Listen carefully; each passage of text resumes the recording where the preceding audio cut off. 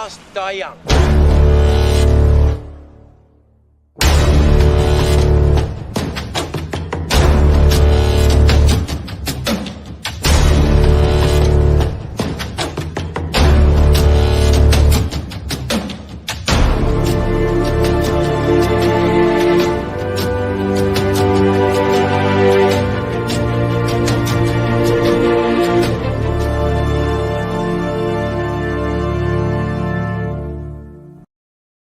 Hello and welcome to another edition of Industry Interviews with me, your host, Lance Nilsson, one of the co-founders of the Outcasts Creative, a loose-knit collective of creative individuals from all over the world, mostly in London and Birmingham, but we've also got members in Los Angeles, Australia, various different places around Europe and even New Zealand. Tonight, my guest co-host is the head of Outcasts Birmingham, Suzette Pluck, also known as the Pluckosaurus, as we know. Great to have you on board again, Suzette, for this fantastic interview. Shortly, we're going to be talking to Anthony De Longis. I've been a big fan of Anthony's, actually, since I was a wee bairn, because I've followed his career since he appeared as the character of Rodrigo in one of my favourite action fantasy B movies of all time. I don't like calling it a B movie because somehow that denigrates it. It's a fantastic film, and I also became friends with the director later in my life, Albert Pyun, the Sword and the Sorcerer. Anthony had already been a jobbing actor by the time he did the Sword and Sorcerer, and he went from strength to strength. He's been in the career of acting, stunt choreography, swordsmanship. He knows how to use a whip better than anybody in Hollywood, including Indiana Jones. We're going to talk more about that later. That this man has been in the industry for 5 decades, and there isn't much that he can't do. Anything to add, Suzette, before we have a quick look at his work? No, let's go. All right, okay. Now, I normally have an MP3, but I'm going to share screen, so bear with me, viewers, and I'm just going to have to fiddle with knobs and a few things to get this going, but it won't take a second, so here we go. Okay.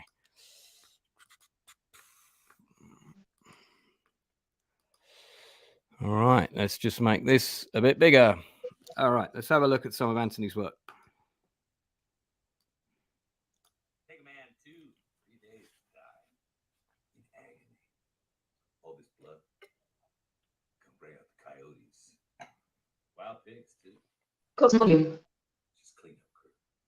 Well, I'm sure you and your fine friends have enjoyed spending your time running around pursuing noble causes.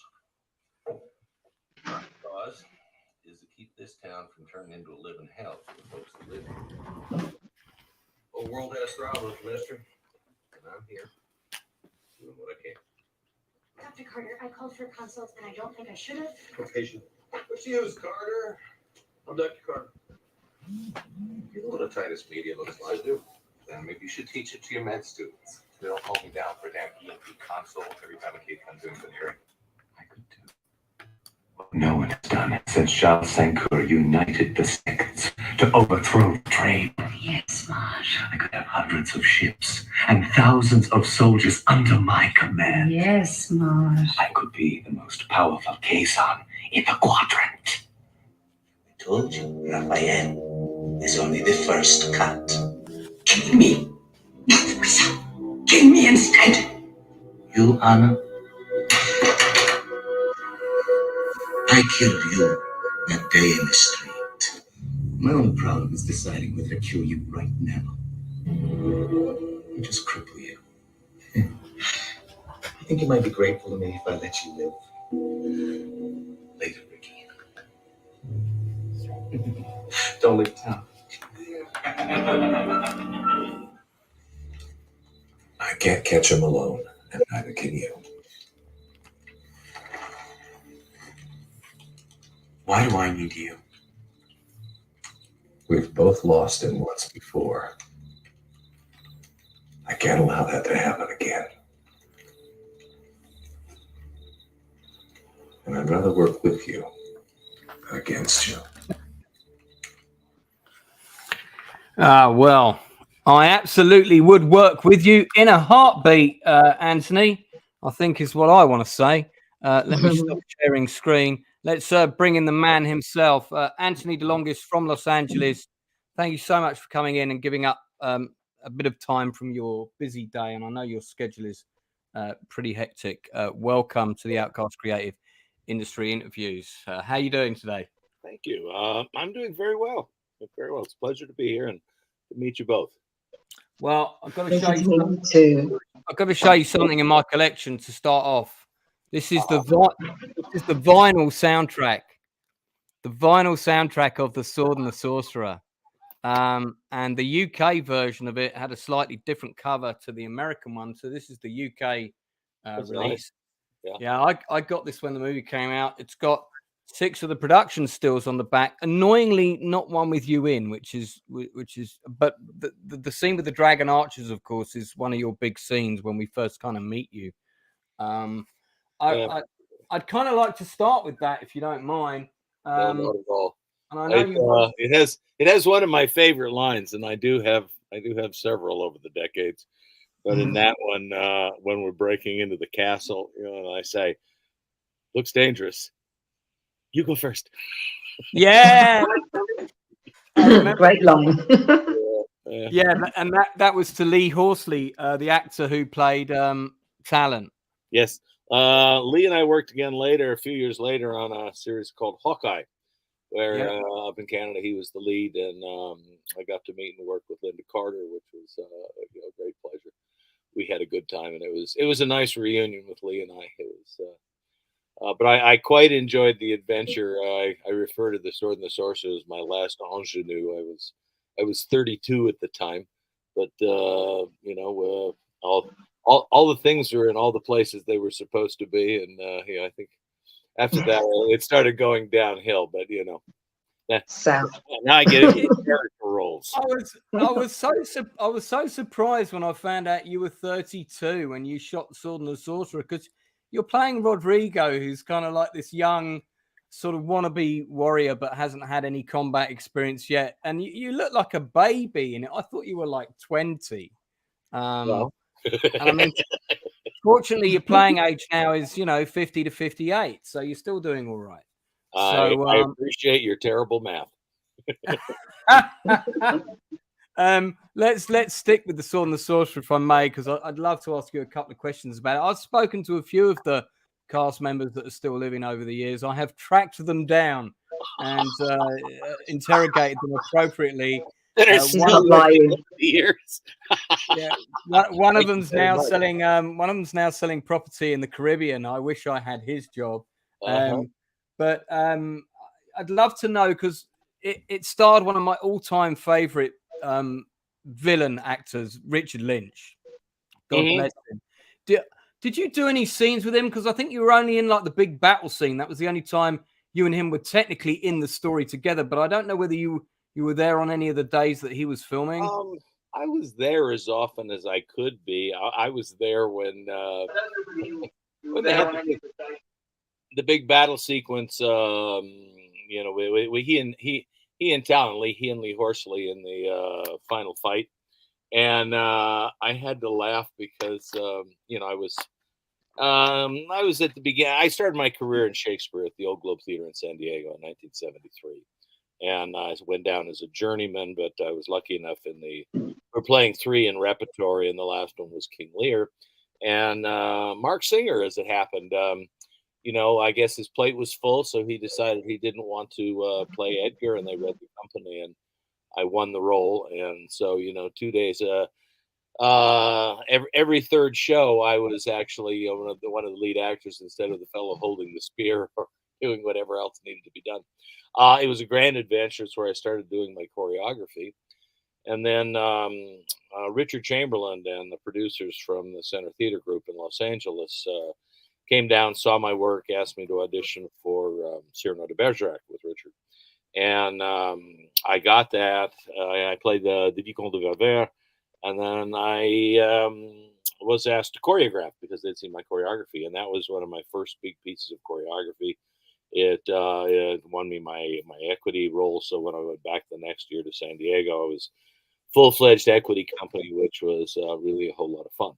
But I was doing a bunch of sword work. You two have disappeared on my screen. Are you still around? No, we're still here. What we do is because you're the star of the interview, Aw. we do this thing where we make you solo layout and we make you all big for our viewers. Well, as much as I like to look at myself, Well, have I said too much? Actor, you know. You're an actor. It's definitely better that they look at you full screen than on me. I've got a great face for radio. As you like. Whatever. I just thought perhaps you'd left the room and I was just blabbering. No, No, we're hanging on every word, please. we're here. Anyway, there's a point to this story eventually.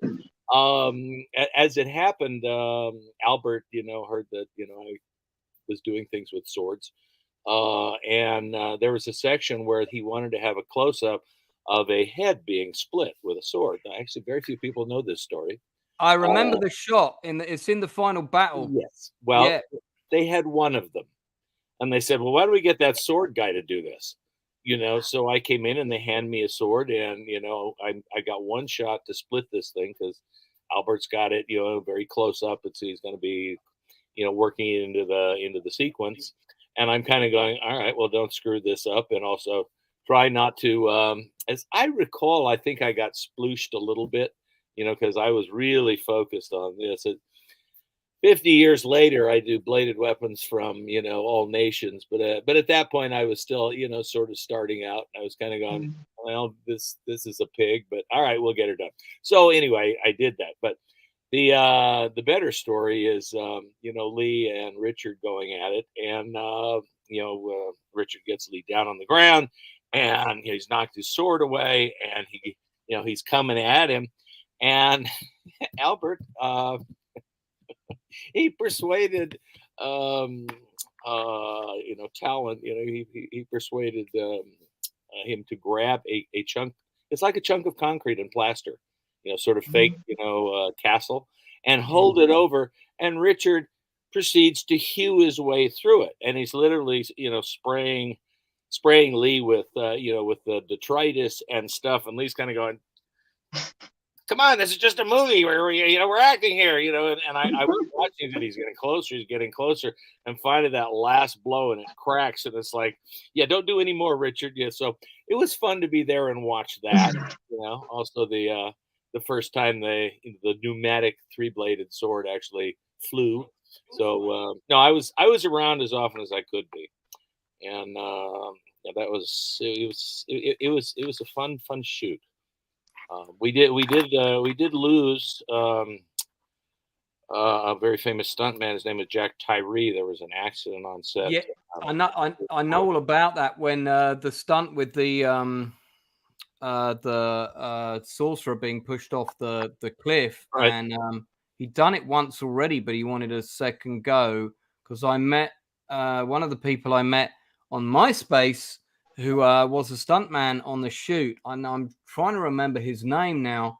I spoke to him a number of times. He's such a lovely guy with a lot of stories. He was there the day it happened, and he said he don't know what happened. He had a perfect run up, and somehow he just tripped before he went off, and he missed the airbag. What happened? Well, he missed the airbag. It was a very, it was very sad. I was glad I was not there that day. But it does show the risk. Even highly trained and experienced professionals, things untoward can happen. We were shooting in Bronson Caves. Are you familiar with the location? It's on the California coastline. Series of caves. Actually, it's right above Hollywood. One of the streets that goes parallel with Vine Street and is called Bronson. And if you go all the way up to Bronson, you end up in the mountains and the hills. And they were using it for shoots before they went off on location. That became in early Hollywood. They tried to do most of the stuff on backlots back before they sold it all off for real estate, like 20th Century Fox. But and what they had done was they had taken this mountain and they'd hollowed it out. So they had 3 entrances, whether you had just something, barely like, oh, here's a cave and we've discovered it, to something that you could walk through, to something you could actually drive a vehicle through. One of my favorite films is John Ford. I'm a big John Ford fan, in the Western genre, hence my Blood Trail movie is kind of my homage to John Ford and classic westerns. But the Searchers, I'm guessing, is what's probably one. The Searchers is probably one of your favorites, right? Well, that's exactly where I'm going. And in the end sequence where John Wayne, is chasing Natalie Wood, down. All you see is it's shot through the hole, and you see this scree, and it's about 50-degree slope, and it's a stuntman doubling Natalie. You can kind of tell by the run, but they're just going all out. And John Wayne also probably his double, but maybe not. I'd have to look at it again. Comes riding down this and rides up to the cave mouth and jumps off, and that's when he grabs her, and they have that very poignant moment at the end. But that's Bronson Caves. Our interiors when we're underneath the castle, could be dangerous. You go first, and we go in there, and what they did was they flooded the caves, to about 12 inches of water, and we're wandering around there, with torches and all this other stuff, and and they kept not liking the shot, and I was a young actor at the time and kind of going, I'm not sure why they're not liking this. They're not really telling us. It's just like, do it again. And finally it became clear that, it was like if someone had bothered to walk the path for us, we would have gotten the shot in one. But, it was what it was. But we're down there sloshing around, in the open-toed sandals and the water. But I'm in Bronson Caves, so that's cool. I did The Master with Lee Van Cleef. Do you remember him? And he'd do his thing, and then he'd put his mask on, and Sho Kosugi would double him for the ninja stuff, and then he'd pull his mask on. Oh yeah, sure. Well, we shot one there. It was the Java Tiger, and I had a fight with the guy who was in the Roger Moore 007, where they're fighting on the plane outside. That Indian actor, he was the guest star on the show that time. And I've shot a bunch of stuff up there over the years. So it's a piece of Hollywood history. And I think it's also in the original Kevin McCarthy, where he comes over the Invasion of the Body Snatchers, and he comes the hill, black and white. Where he tells this and that. So when I did my first instructional DVD, Rapier for the Stage and Screen, I went up to that notch, and I posed with a rapier and dagger in each hand, in that spot, and kind of going, yep, another bit of Hollywood history. Well, I proceeded to tell people who are with me the story of there's John Wayne. He came down there, and then here's I used to run my dogs up there. I lived in the heart of Hollywood for 25 years, 18 across from the bowl. I would take my dogs up, and I used to roller skate down, the Walk of Fame with my two dogs. It's kind of like hush, you muskies. And, you can't do that. You can't do that very easily now. Oh, you can't do that anymore. They they decided they were going to gentrify it all. So you see in the background my Chuck Jones. Yeah. There's three there. There's Squeam, and there's the Wile E. Coyote as the Vincent Van Gogh, and Nude Duck descending a staircase. I'm a big Daffy Duck fan. But I was doing a play called The Lisbon Traviata, and we opened it at the Mark Taper. I used to do a lot of choreography for the Center Theater Group. I staged action for LA Opera for 20 years. Like I say, diversity is important if you want to earn a living in this business. And we were going to open up in San Francisco, so we went up there, and I pretty much spent my paycheck on. There's a Chuck Jones, signed lithograph. So they must be worth some money now, though, right? Probably. Fortunately, I don't need to find out. There's no desperate need for me. No, let's hope there's not 3 more pandemics. I get to keep enjoying this is the one room that's not filled with swords. Any other let me bring it back to Sword and the Sorcerer, if I may, because I want to ask you a few more questions on that before we jump on to various other things.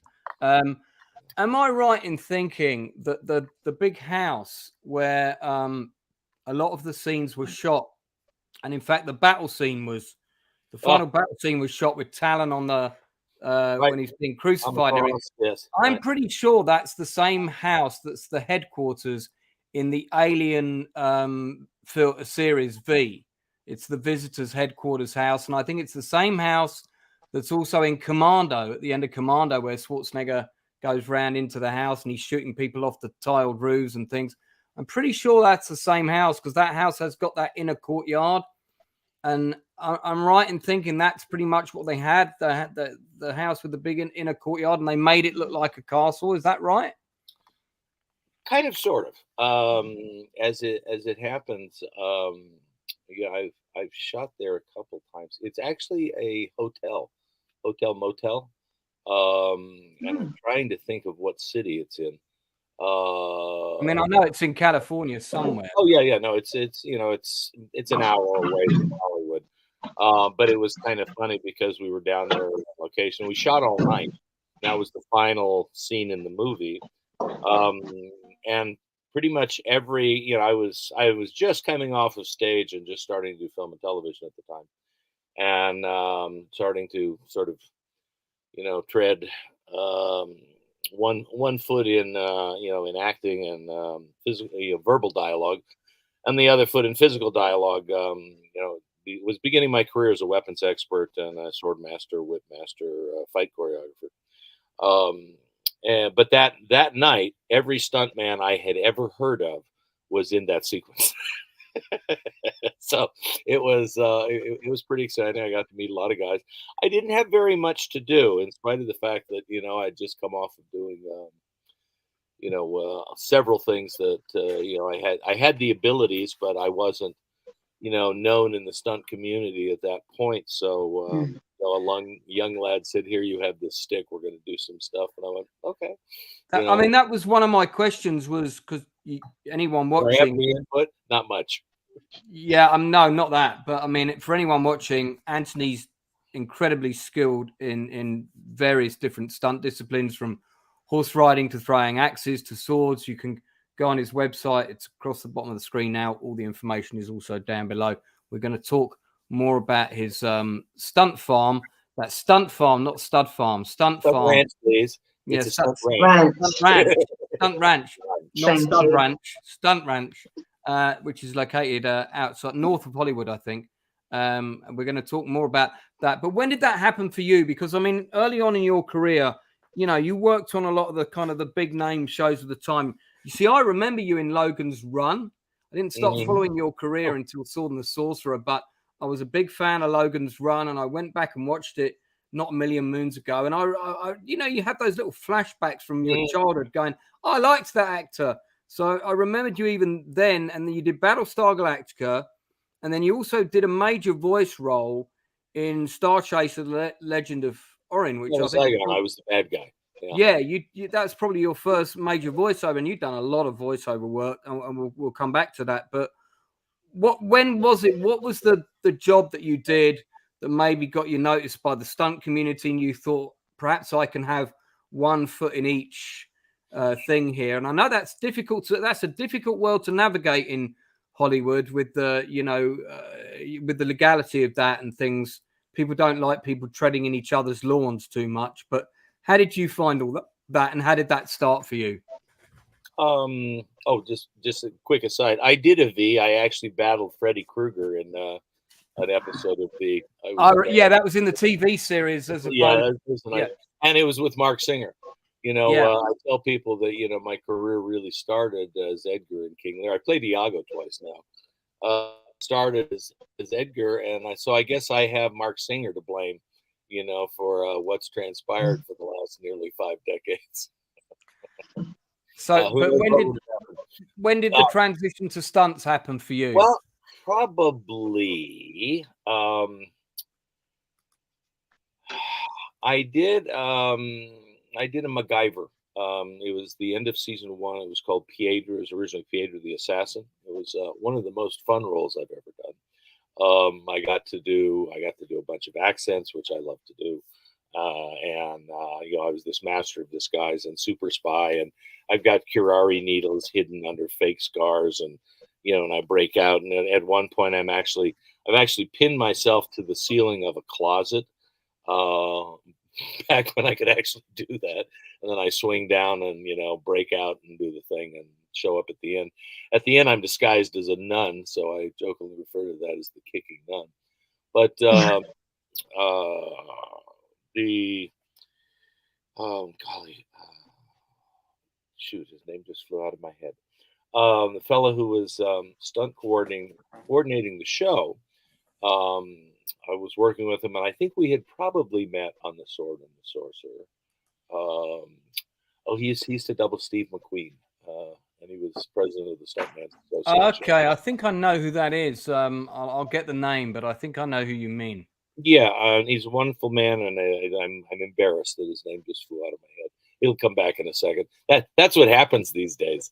But he basically was very supportive of. I was doing all my own stuff. I was doubling myself because I could, and that is one of my conversations. The reason I developed all these skills initially was for my own performances, because to me, action is an opportunity for the actor to give himself another layer of credibility. High risk stunts, like if I'm falling off a building on fire, that's a specialty job, and it belongs to the person who is trained for it. I have an enormous amount of respect for the people who do that. I don't care. If you can see me, though, I want to do as much of it as possible. Like when I worked with Michelle Pfeiffer as Catwoman, remind me to tell you that story the first day, because otherwise I'm going to keep diverging into other stories. No, but I'll make a note of that, because any story to do with Michelle Pfeiffer in a Catwoman suit, I definitely want to hear. Yeah, it's a good visual too. It is. That's a very good visual. I suffered so on that film. But we'll come back to that. Shoot. Do you find actors nowadays, are they much more equipped or want to be more equipped rather than hand over to stunt doubles? So. As a matter of fact, I have a couple of actors with me right now who they see the wisdom of investing in their own skill set. Because I tell them, look, you're going to show up with the skills you have, and unless you're very, very lucky and an A-list actor, they're not going to train you for 3 months. You're going to show up on the set, and they're going to give you something to do. And high skills abilities, you don't get them overnight. It was my dream to ride horses as a boy. I didn't come to it until my late 30s. Since then, I've been on horseback in 11 countries on 5 continents. Everywhere I've gone, I've been able to make the horse an ally. I've been able to win their trust, and it has given performances a credibility I wouldn't have if I hadn't put the time in. Because everybody says they can ride, and you watch them bounce up and down, and the horse, they just agitate the calm right out of the horse, and you just kind of go, yeah, you should have prepared yourself. Or everybody thinks they can fight, and you're just kind of going, this would be so much better if, and so you end up a lot of, I call it shaky vision and wobble scope, moving camera and really close up things. And what you lose is, coming from a stage background, both as a performer and then a lot of stage choreography, a lot of fights with a variety of weapons and no weapons. I mean, Lisbon Traviata was a pair of scissors. I did the West Coast premiere of Extremities as well, which has a lot of violence in it, where a guy breaks in and tries to rape the woman, and she turns the tables on him, and then Farrah Fawcett. Right, she did that one. I did it with she was a very famous model. So you did it on stage, and you were in the play? I did the West Coast premiere. They had a lot of injuries in New York. I didn't have injuries. Right. Darby was in it. She's very statuesque. It was her first play. But anyway, I took good care of her, won her trust, and we did very, very well. But back to how did I make this transition? It was probably Masters of the Universe, because I came in and I had the chance to play a character that didn't exist in the in the Eternia from the cartoons. And that was Gary Goddard was director. And he cast me as Blade, the double swordsman. And a lot of people have really loved that movie. I've traveled all over the world, and almost everybody knows the movie, except nowadays when I go, well, is there something I might have seen? Have you ever seen Master of the Universe? Anybody under 30 kind of goes, no. Oh, well. But, anyway, it was a lot of fun. Got a lot of stories from that one, too. But the fellow who's supposed to do the sword work had been the same gentleman that I met on MacGyver. And he said, you know more about this than I do. You trained Dolph. So I ended up playing the character and trained Dolph and choreographed him and fought him as Blade and He-Man. And then at the end, we were kind of pressed. There was a whole lot of drama going on backstage or behind the scenes that we didn't know anything about, where people weren't being paid and Golan Globus was, going out of business and this and that. And they were wanting, Gary Goddard to just end the thing. And he managed to get another half a day, and he used a color wheel, like from, a skating rink, in front of a light. And, and I ended up doubling Frank Langella as Skeletor. So yeah. Cool. Yeah. Well, and that had its its adventures to it as well. So, but that was probably where I made the transition, because Walter Scott was the stunt coordinator, and I worked for Walter several times since then on Bad Girls. I came in and I did taught the whip and did some insert work, and then we worked again on the series Magnificent Seven. I remember Walter. Walter's a cowboy, and very good stunt coordinator. I hated when he retired because he loved my work and he'd hire me all the time. We were walking down the the back lot, the Western set, this one day, and he says, "You know what's wrong with this show? There's about 4 fucking heroes too many." Just kinda, hey, Walter, yeah, I guess you're right. Which show was he talking about? Magnificent Seven, the TV series. Oh, You had like 7 stars, 4 of whom were very big. One was Michael Biehn, one was Hellboy. Do you know that? Did you know that he did some stunts on the recent remake of the Magnificent Seven, and he also doubled Bruce Dern in The Hateful Eight? Who? Your friend Walter Scott. I didn't know he doubled Bruce Dern. No, that's fun. Oh, Walter goes way back. I mean, I just came up with a picture of him from Bite the Bullet, one of my favorite westerns from the time with Gene Hackman. And anyway, it's so essentially Walter started calling me, and anytime he needed some sword work or something like that, or he'd call me up and say, "Can you do this?" And I'd go, "Yes." And if I couldn't, there were times when I thought, well, no, not that. He says, okay, because you need to be able to do it better than I can, basically. So I would go out and learn how to do it. Since that's what got me my archery, and that's what got me my knife and tomahawk throwing. I'm in the International Knife Throwers Hall of Fame now, which is kind of fun. But I think that was where I made the transition. So then I started getting, and I never really wanted.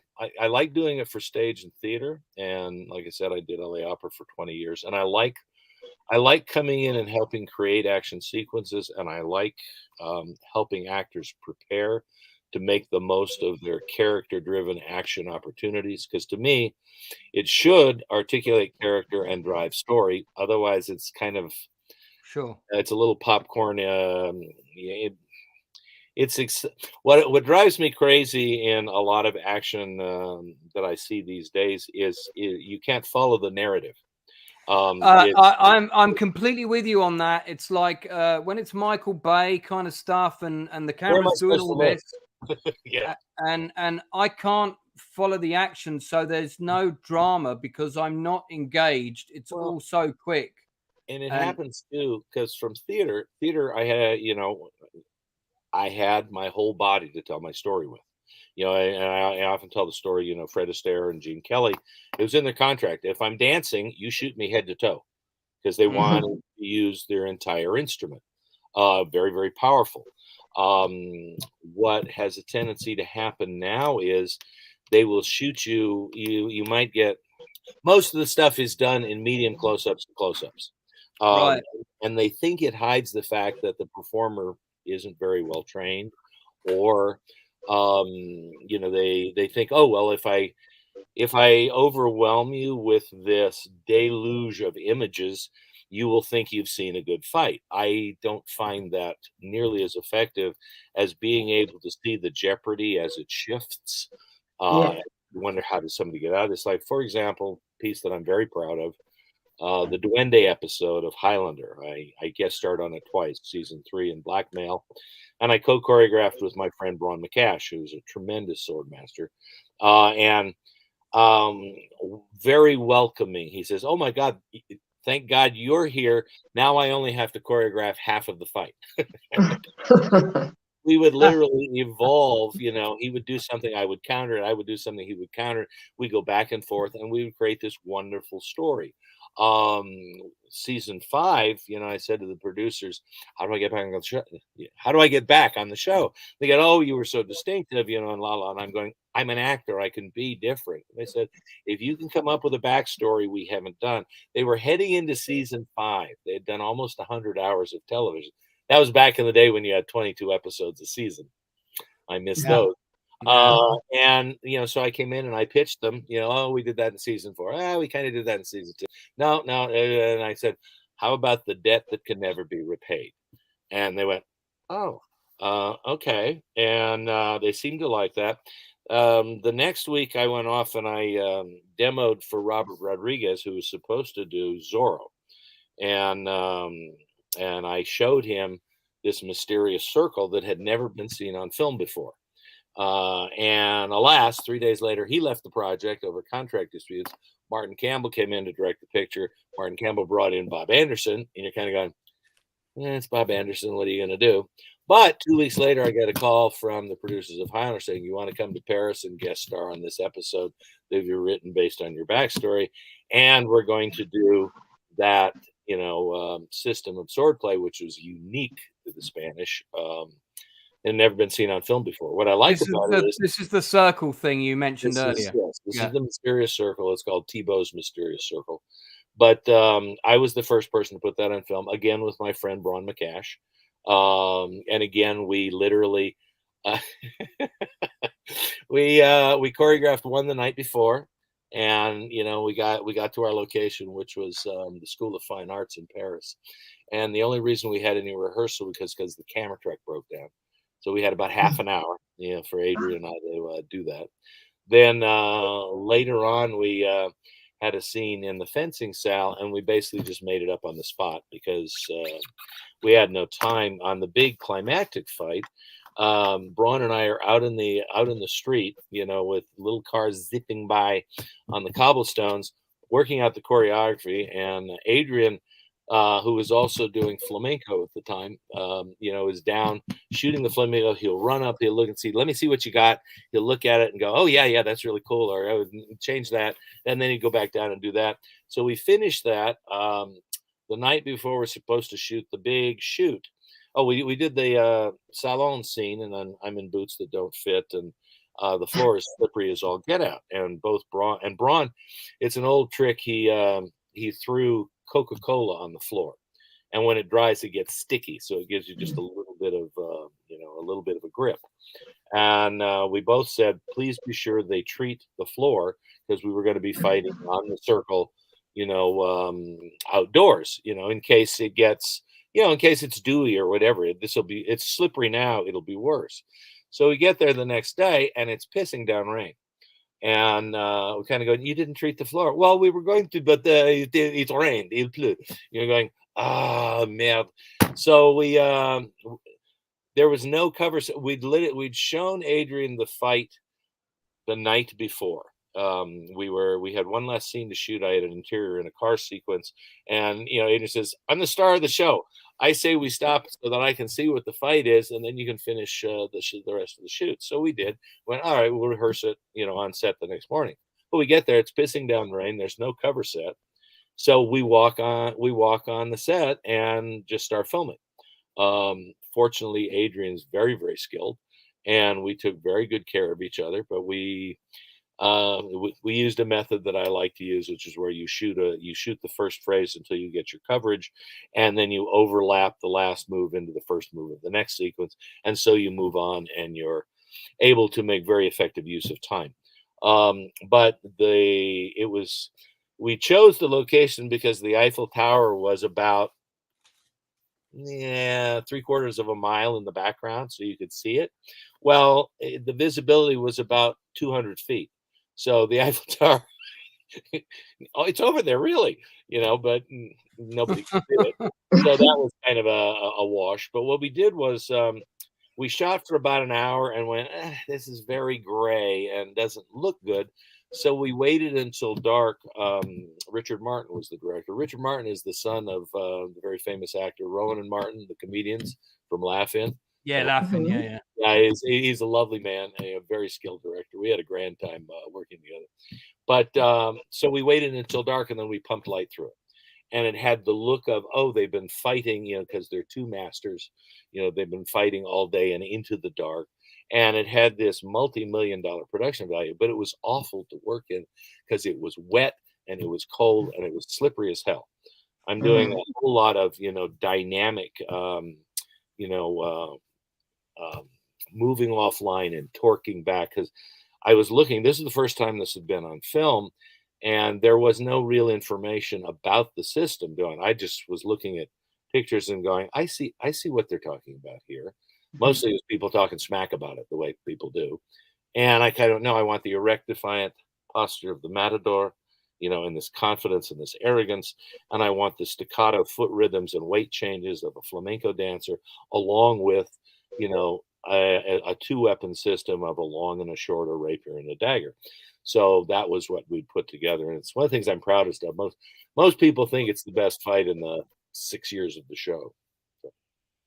It's on my reel. I've seen it today. And fantastic. I'm gonna ask you a number of quick fire questions, which means that you're only allowed to answer them with a couple of words. Otherwise, I'll never get to all the questions that I got to ask. Are you saying stay on topic? Well, I'm saying I'm going to ask you some quick. These are designed to be quick. So if a story comes to mind, tell me to make a note of it, and I've already got Michelle Pfeiffer written down. We'll do that at the end. What's the first film you remember seeing in the cinema? On the big screen. Oh, golly. Okay, now that's a hard one. Bambi for me. Yeah, Bambi was one of the earlies. Sleeping Beauty, a lot of Disney. My dad worked at Technicolor. And he had a friend who worked at Disney, and he'd get 16 millimeter copies of things, and so a lot of that. Wow. Okay, so a lot of Disney. What's the last film you saw on the big screen? Well, that'd be a Pandemic. Maybe Dune. I did see the new Dune. How did you like that? I liked it better than the previous one. Well, my good friend Sharon Duncan Brewster was in that, and she played Dr. Kynes, who's the black girl. Yes. Yeah, it was played by the German actor in the original. I forget his name. Max von Sydow. Max von Sydow, thank you.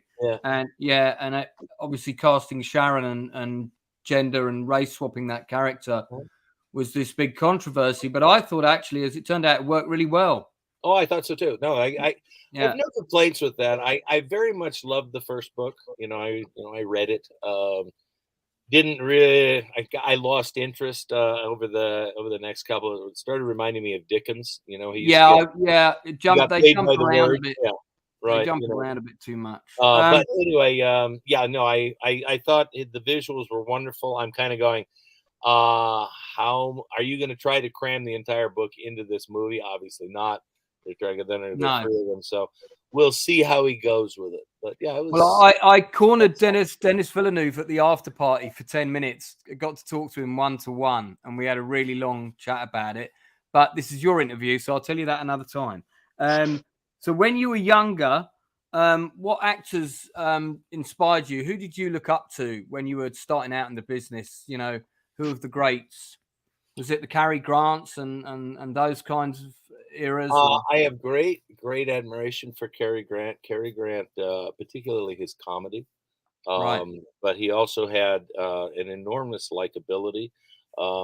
Similar to that, the first name that popped into my head was James Garner. I'm in touch with his daughter. Are you? Well, Yeah. please extend my regards and respects. No, I'm trying to get her to come on the show, but she won't come on the show because she's I grew up with him, in Who's the Tired-Like Stranger? There, Maverick is the name. Yeah. Started with Maverick, but throughout his career, he has. When I was, going to acting classes and learning my craft, etc. One of my acting teachers brought up the concept of likability, and James Garner was one of those actors where men would identify with him, but women would like him too. He had a likability to him. And so I followed his career throughout. One of my favorites of his last films is Space Cowboys. The Eastwood film with he and Lee Jones and Donald Sutherland. And, where they go to fix the satellite, and then there's a bit of an accident, and they need the old guys because it's an old model, and they know the old model. And they called it the ripe stuff. Which was funny, but no, I very much liked him. Peter O'Toole, tremendous fan. He was one of the last actors I thought of who had real craft. Because I admired, because coming from a stage background, I admired someone who can articulate and who can create a character and who has a charisma, and just he was. Big fan of Peter O'Toole throughout his career. Have you seen Lawrence of Arabia on a proper big screen? Of course. Well, I was just checking. You never know. No. Well, all right. Have you seen Robin Hood in 35 millimeter on a big screen? Well, Kevin Costner's I have. I saw that in 70 millimeter. No. I mean, I like Kevin. I like his Open Range very, very much. I love Open Range. It's a classic Western. He did a terrific job. I like Robert Duvall very, very much. He's another interesting career. Not always likable, though. One of my favorite movies to be associated with is Secondhand Lions.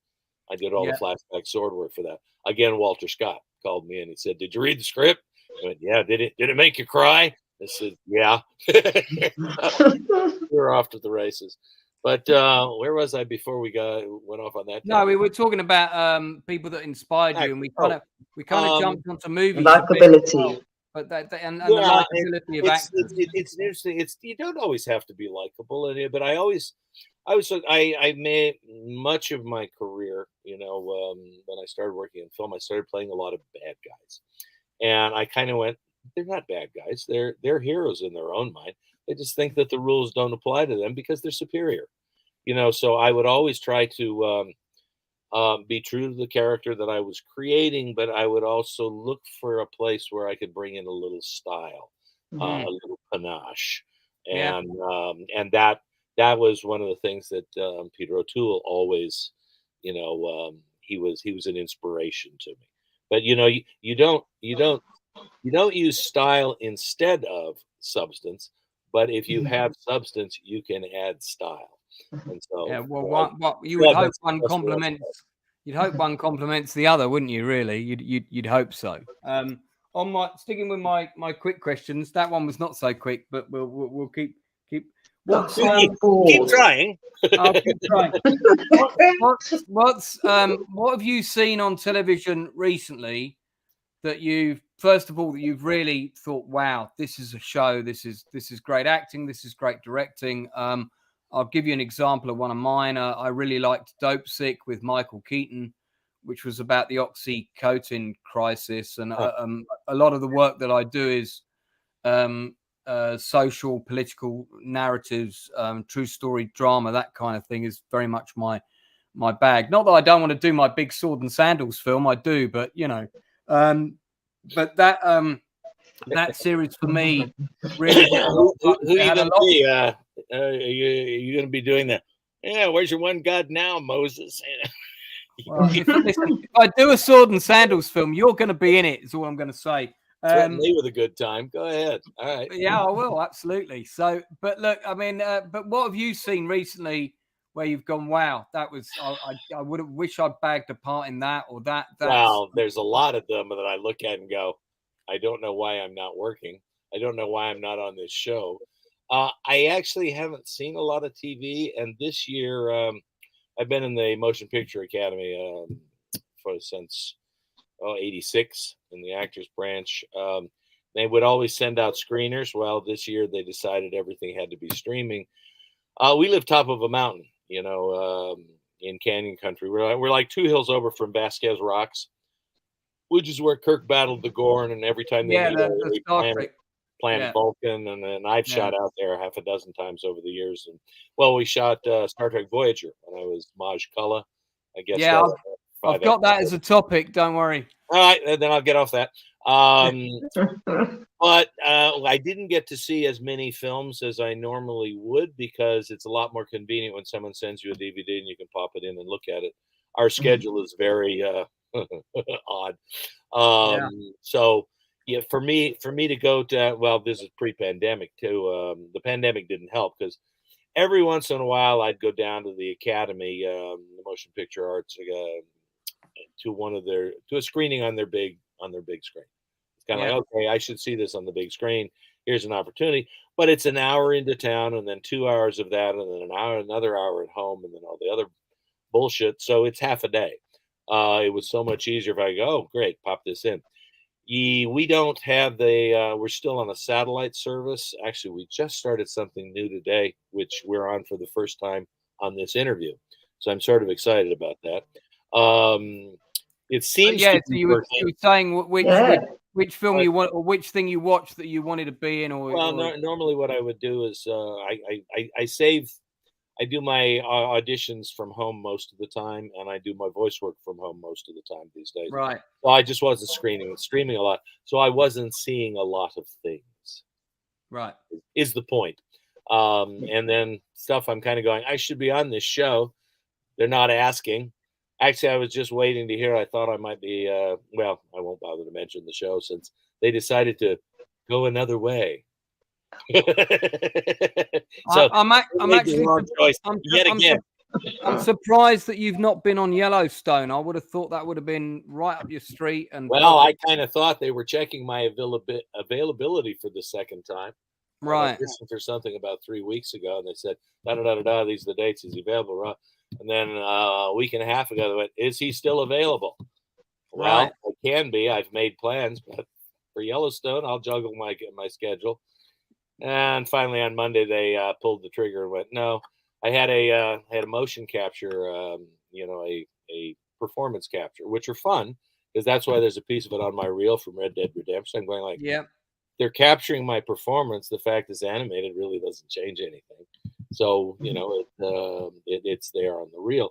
But it was, they of course overlapped because in this business, you either have nothing or everything happens at once.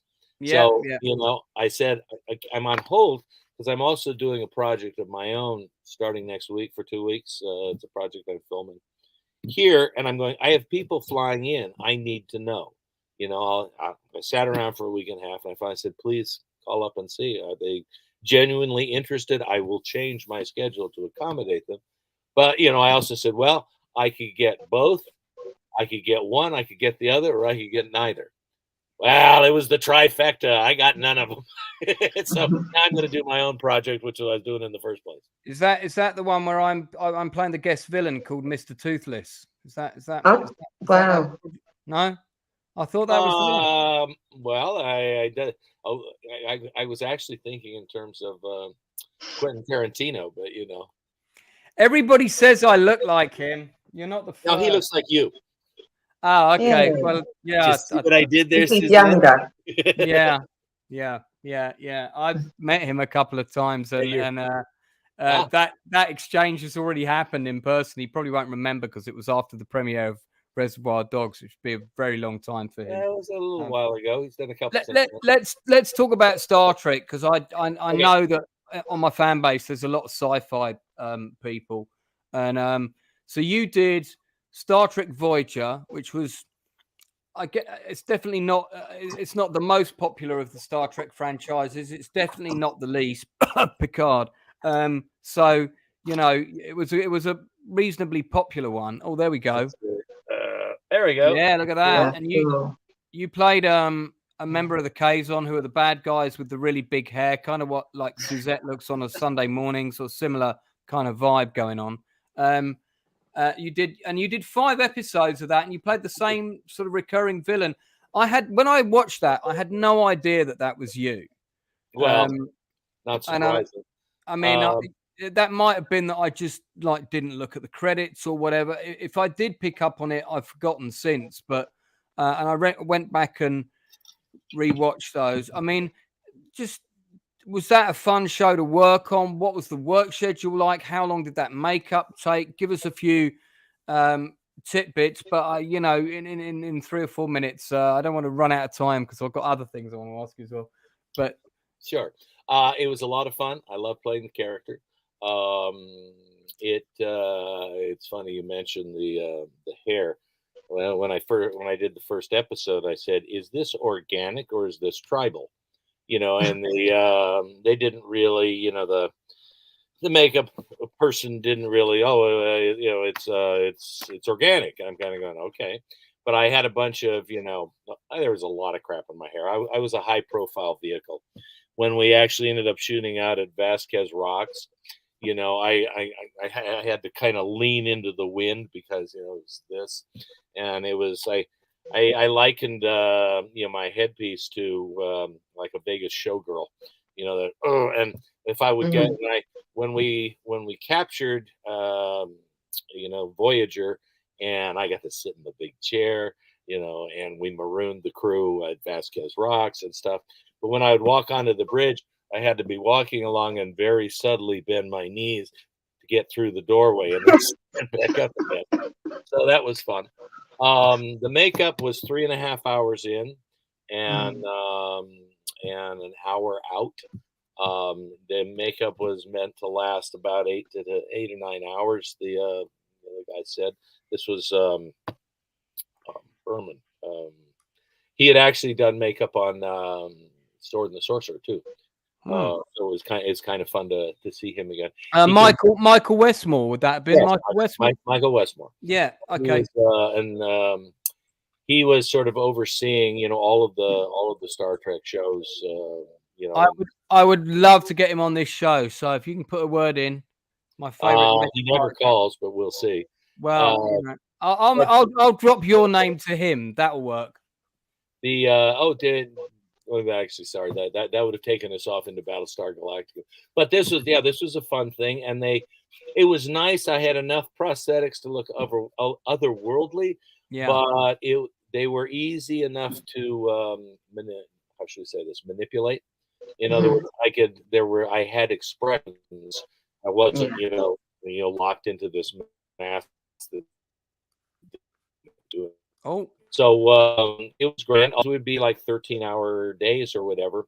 And the makeup guy is coming along with like a sharp needle to burst water bubbles that have come in under the mask. He says, "This makeup isn't meant to last this long." And he says, "Yeah, but here we are." So he's essentially draining water out of, this. Very fast thing back to Masters of the Universe. I was wearing surgical rubber. And my chainmail was 10 6-foot lengths of pipe put into 1/4-inch pieces. They would never tell me how much it weighed. It looked great, but it was like carrying around, it was very heavy. Let's put it that way. And then I had these shoulder pads and all this other stuff. The first time I saw it, I went, well, I won't be doing any shoulder rolls in this, will I?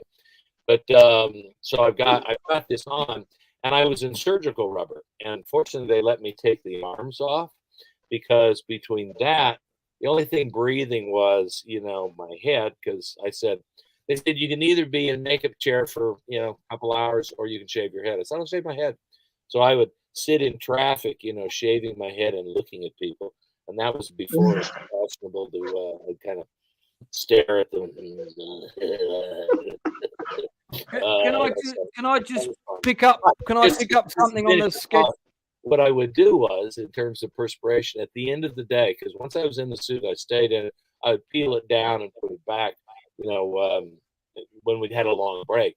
But I'd get out and I would take my boot and I would upend it, and I would have, well more than, I expected fish to come out of the boot. Go ahead and ask the question. Can I just ask, in terms of the scheduling, with when you've got makeup like that, you would imagine on an ideal set, because you're made up, you're ready to go, you're probably going to be under some lights, or it's going to be hot because it's California. So there's a finite time. So would they set the scenes up so you would get in, you would get your coverage, you would get your close-ups, and would the actors, even like your Kate Mulgrew and Robert Picardo and so on, would they be playing second fiddle to your shots in the running order because of your makeup? Is that how the scheduling would work? Would it be that generous and considerate? You'd like to think it would be, but no. No. Well, first off, no one plays second fiddle to Kate Mulgrew. So, I saw that look, Suzanne. I actually get to smack her on, because she's being sassy and a woman, and the Kazons are very, what's the fancy? Yeah, they're quite old. They're quite Neanderthal-like in their thinking. Exactly. Yeah. Woman's place is in the stove, that sort of thing. But and it was kind of fun because my relationship with Seska, it was the only ongoing relationship that wasn't with someone who was one of the principal characters. So it was a fun shoot. But no, basically they would have me in at about 3:30 in the morning, and then they would spend 3 hours, 3.5 hours getting my makeup. So I would be ready for set call when the other actors got there. Other than helping Kate look her best, and it was very funny because they were going for a hair design, because I was there for I guess the first season and into the second season where we marooned them, and then they had to get the ship back and this and that, and then along came 7 of 9. Yeah, who, I she's a lovely actress. And I like her work very much, but her outfit was quite. It was quite shapely. It was quite shapely and quite tight. And I'd always think of Monty Python and the great tracts of land, So I'm kind of going, well, okay, well, that's the end of the Kazons, I guess. And alas, it was. But you would like to think that they have so much to do, you basically, you try to get everybody ready, and then, you go, and it is just the nature of television that they overschedule. Right. You always go. I've never worked on a project where I didn't go, who thought we could get this much done in a day? And you rarely, and well, things like with Highlander, when we had the bad weather, it was our last day of filming. And it's like, if we don't shoot it, you don't have it to edit. And, there was talk about, I may have to cut this or this or that. It says, no, there's no cutting. I did another thing with, again, my friend Bron McAsh. It was called Myth Quest. And a friend of mine, Gillian Horvath, who had written for Highlander, and she was the showrunner on Myth Quest. It was Lancelot. And I was playing Lancelot, and we'd actually pre-done the choreography. The director had loved it so much he wanted to do more and add in some other elements. But we had the last day was just going to be the fight.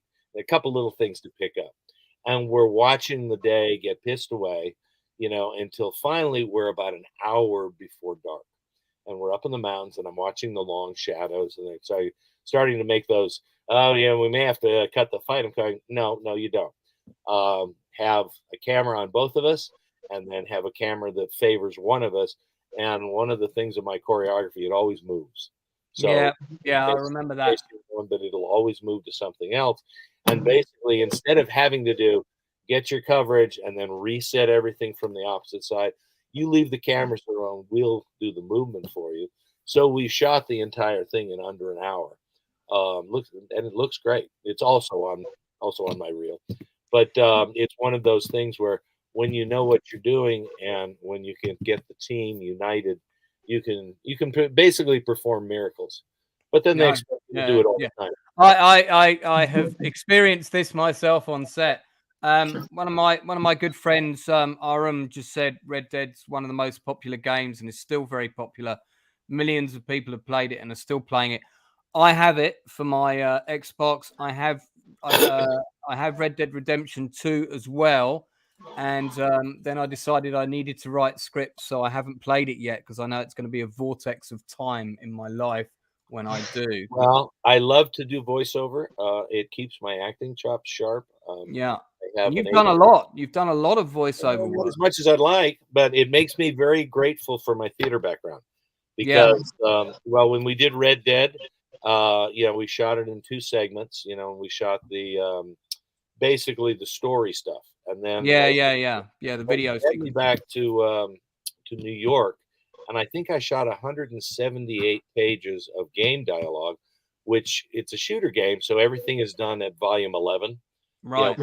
I shot 178 pages in 2 half days, 2 4-hour sessions. I mean, the rates of pay for that. There must be young aspiring actors watching this, thinking, "Wow, does that 178 pages of game dialogue pay as well as 178 pages of dialogue on Days of Our Lives?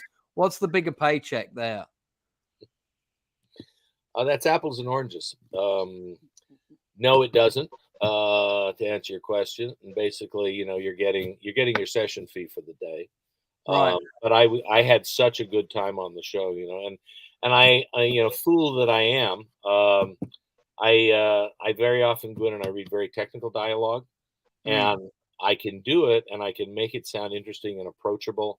But I often say to them, it's sort of like you do realize how hard it is to say this stuff.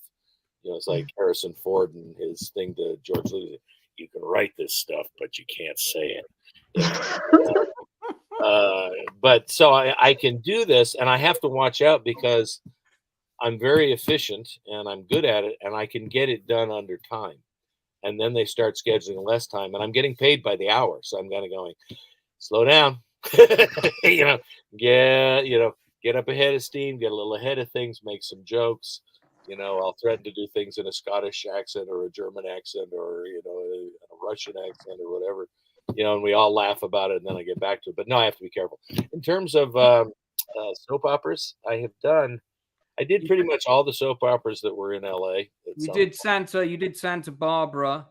Did Santa Barbara, I did General Hospital, I did Days of Our Lives, I did The Young and the Restless at some point. I was usually playing, Australian or German or Russian or something. Again, I don't refer to them as bad guys. I call them antagonists. No. If you don't have a good antagonist, you don't have much of a hero. You got to give them something to rise to. Where would you say your heart lies most? Is it doing series work, feature films? Is it the stunt work? Is it stage? Or do you just love them all equally for different reasons? I mean, which one? I know obviously there are benefits to being cast in a series. It's major work and it's one of the things that's eluded me. I love the work. I love all aspects of the work. I used to sort of poo-poo soap operas until I did a few, and I went, "This is the hardest thing I've ever done." I mean, I've performed 2 of the longest parts in Shakespeare. I played Iago twice. I played Duke Vincenzo in Measure for Measure. A lot of dialogue. I could not memorize soap opera dialogue because it doesn't make any sense. And the turnaround is really quick, isn't it? Well, they do. Okay. Let's say just, a feature film might get 2 weeks to shoot what a television series gets 7 days to shoot, what a soap opera shoots 5 days a week.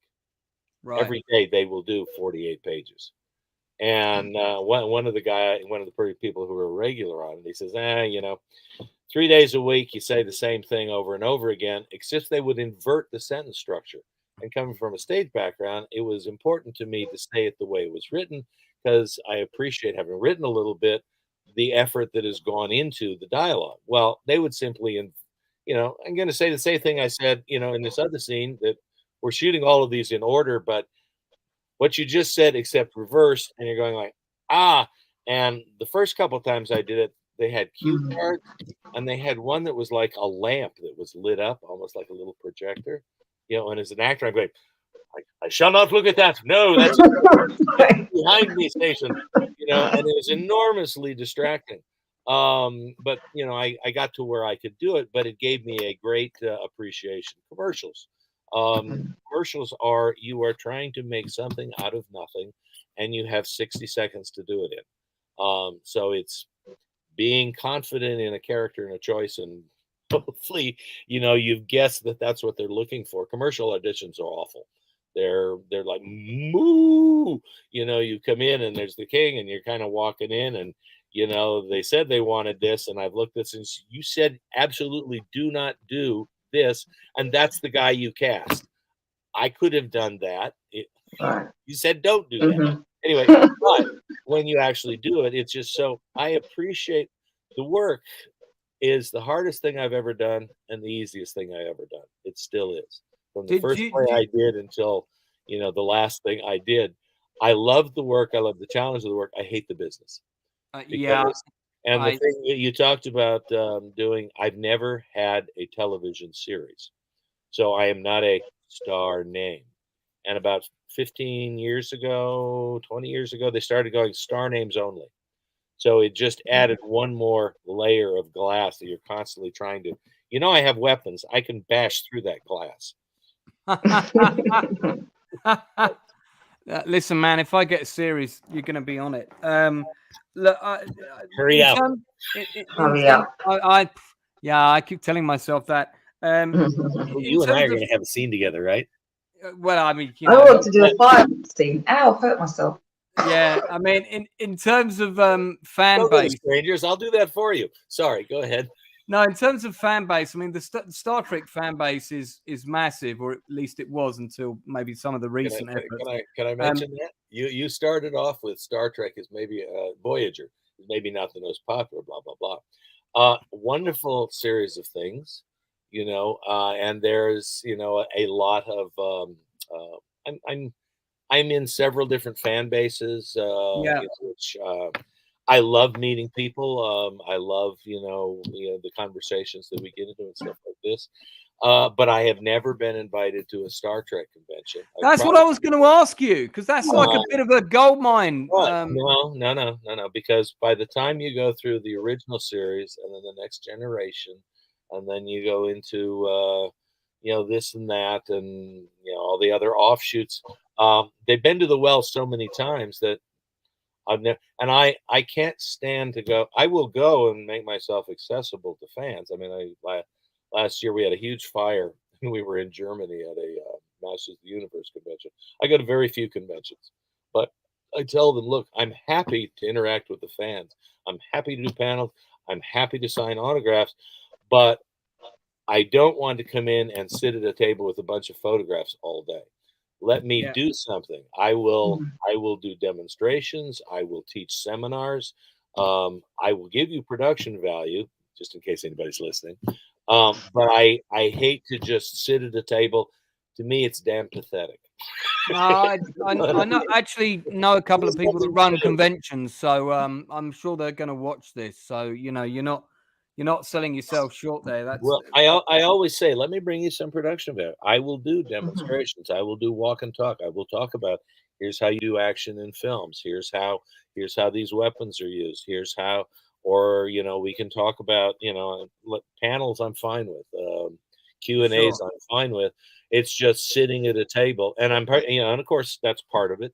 You know, people want a little bit of a little time and a little interaction, and you know, some mementos of things that, you know, I am thrilled that my work has been important to people, and has entertained people. It's very, but at the same time, you say, oh well, we'll give you a table, and you know, you can bring your pictures in and sell them. I'm kind of going, I would rather come in and interact with people. I would rather come in and talk to people. I would rather come in and, you know, show people, you know, this has been my experience, and do what we're doing now.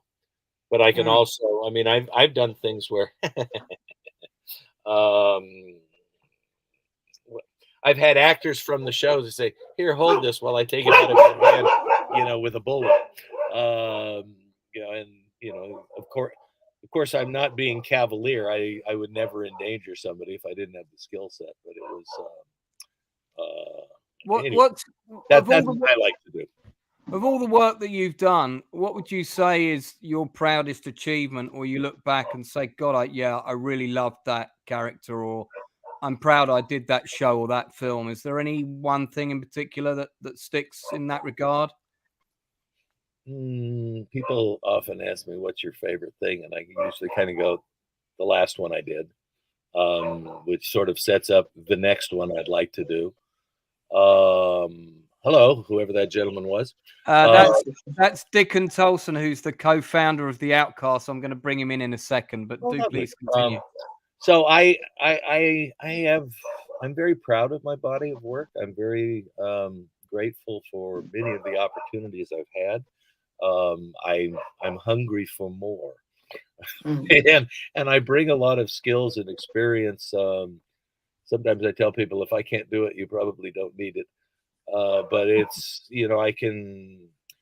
I love being in front of the camera and creating characters. I also enjoy coming in and helping other people maximize, as I said, their character-driven action opportunities. Because, I say that you have verbal dialogue, and all the decisions you make with verbal dialogue, you should also make with action. To me, action is the purview of the actor if they prepare themselves, because it gives you you can create credibility and believability, and that's priceless. And that's what I refer to as physical dialogue. And when you can combine the two together, it's enormously powerful and very entertaining. I wanted to, before I introduce Dick, and I just one thing I want to do so I don't forget is it's our good friend Albert Pyun's birthday tomorrow.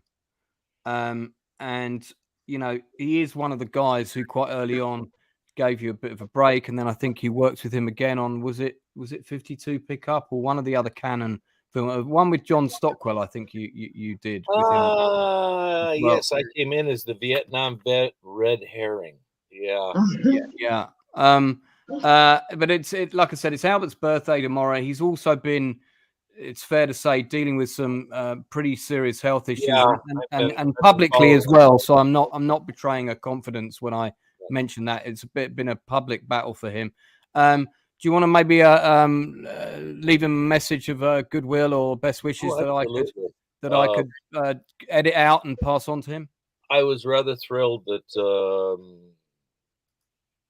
we managed to reconnect sort of on Facebook. Actually, we ran into each other at I'm trying to think what the event was.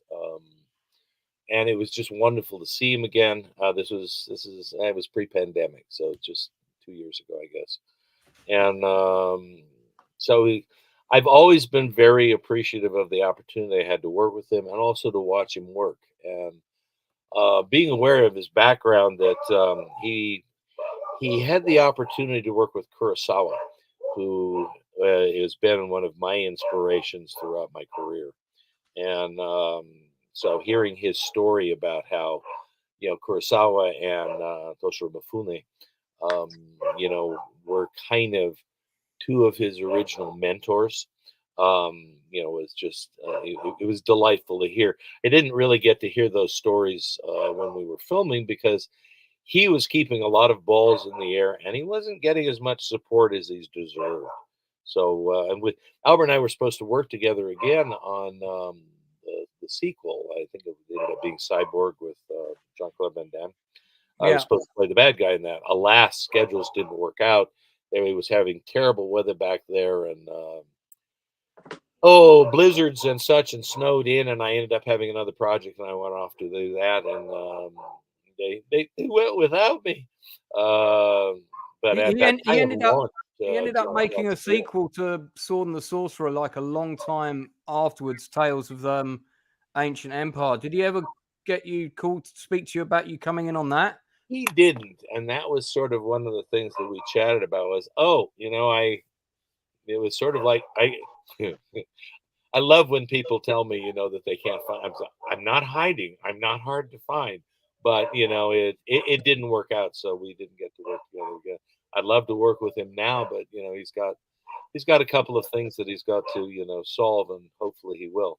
Fortunately, he has Cynthia, who's just a wonderful woman. Yeah, and I speak to her quite regularly on social media, and she kind of keeps me posted and tolerates my pesterings, which is all out of affection because I'm naturally concerned for him because he was one of the few people who I sent my feature film to, which Dickon, who's joined us now, Dickon, Hello, meet sir. Anthony Dickon. I did this feature film set in Greece, and you can see Dickens there on the back, and that's Jason Fleming in the middle, who I'm sure you'll recognize. He's been in like as many IMDb credits as you. And we filmed this in Greece.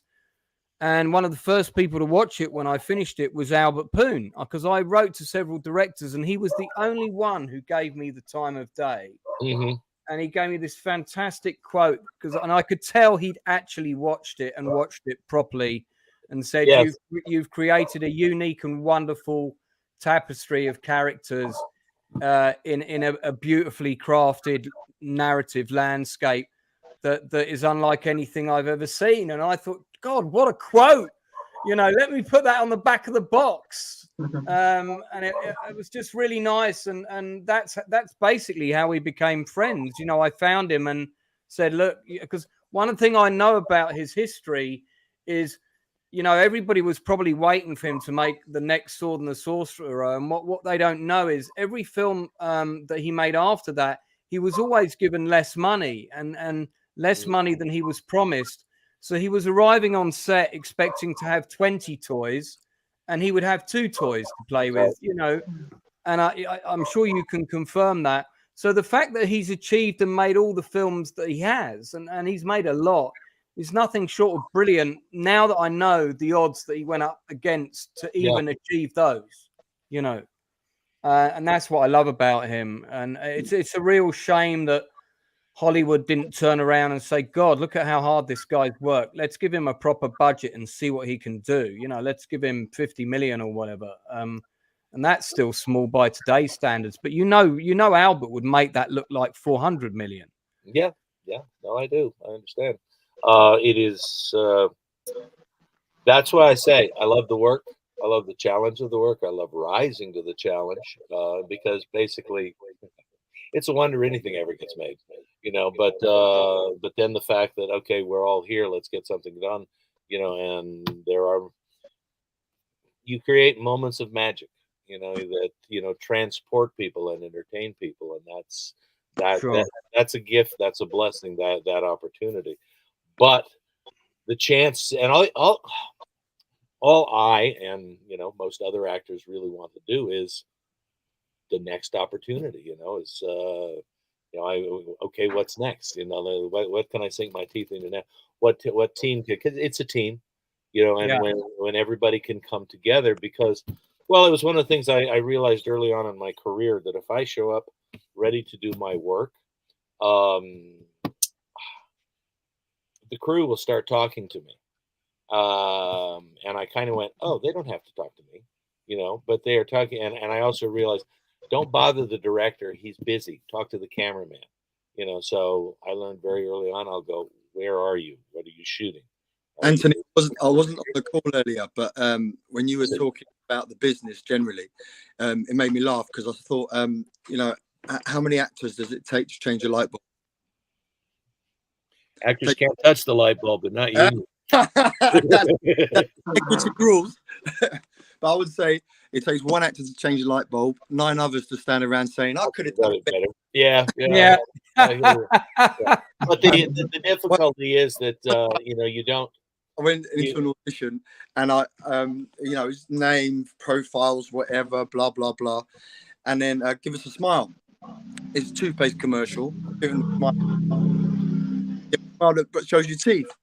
I went. They berated me, made me leave. I left 2 seconds down. A phone call from my agent. What did you do? What did you do in there? You compromised.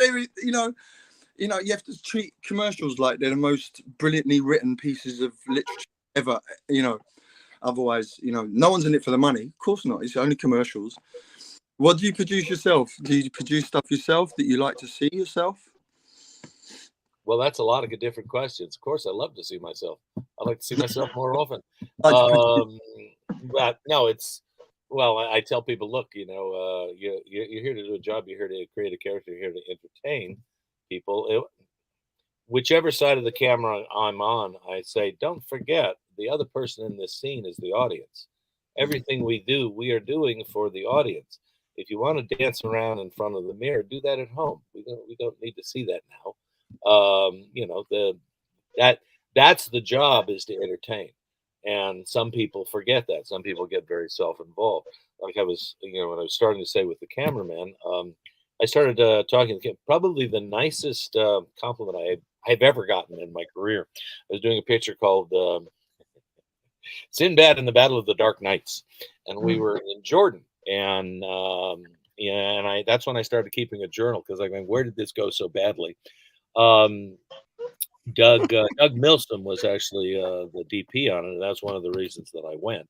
The gentleman who was the director was inexperienced, let's say that. And there were times we would get our best work done. One time, Doug handed him a shot list and said, "This is a shot list. Basically, this is what you're supposed to be doing." And the guy took it and went, "Oh yeah, that's nice," and he handed it back. And then he went to lunch, and then he never came back that day. And we got more done that day than when he was around.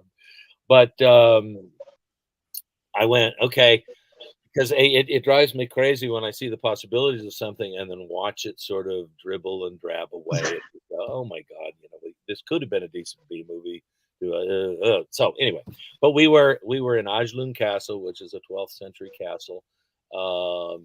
That was part of Suleiman the Conqueror on the Silk Road.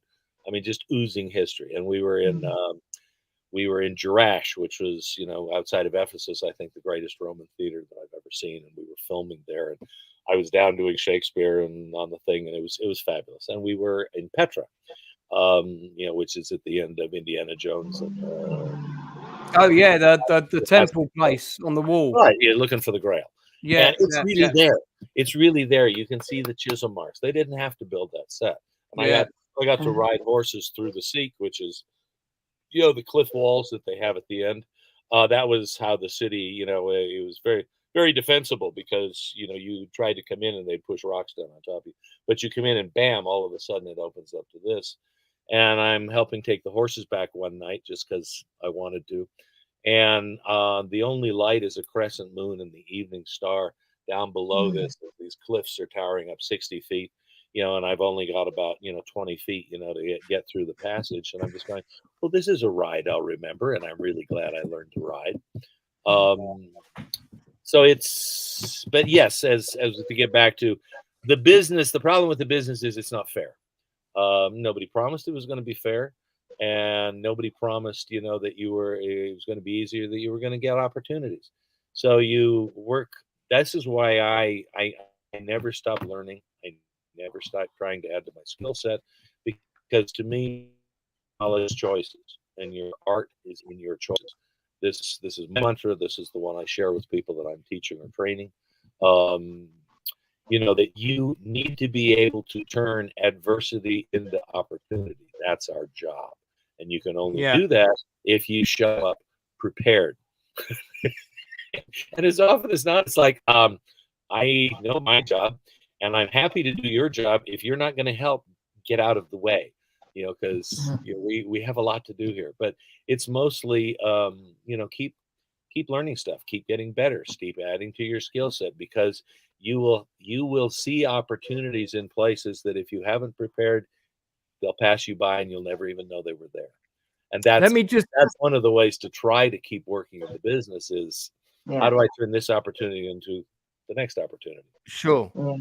Do a good job. What did the cameraman say to you? What did the cameraman say to you that was the biggest compliment? Thanks for remembering. So we were in this thing, and it's a big dialogue scene for me. And we're sort of looking, and we're actually in what, let's say it's a wine cellar. Maybe it was a dungeon, I don't know. There's like a couple of little arrow slits in this, and that's the only light. And we're kind of going, how the heck are we going to light this thing? And I'm going, well, how about if we go over here and we'll use the light from this coming in? Well, we had these 3 great locations, but we had no control over the set. These are 3 of the biggest tourist attractions in Jordan.